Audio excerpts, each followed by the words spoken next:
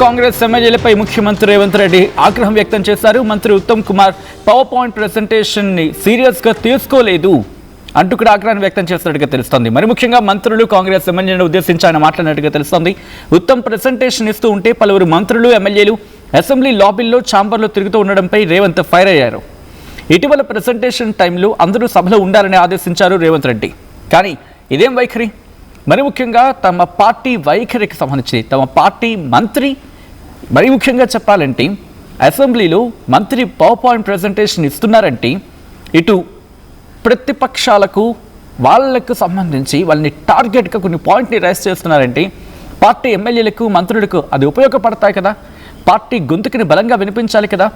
ఇది శాసనసభలో మాట్లాడుకున్న మాటలు. ప్రస్తుతం దీని గురించే చర్చ జరుగుతుందని అర్థం చేసుకోవచ్చు. ఇదేం వ్యవహారం, ఇలా చేస్తే ఎట్లా అని అర్థం వచ్చేలా కాస్త అసహనాన్ని, అసంతృప్తిని, ఆగ్రహాన్ని వ్యక్తం చేస్తున్నట్టుగా తెలుస్తోంది. మరి ముఖ్యంగా కొత్తగా వచ్చిన ఎమ్మెల్యేలు కూడా ఇదే వైఖరి ప్రదర్శిస్తే ఎలా?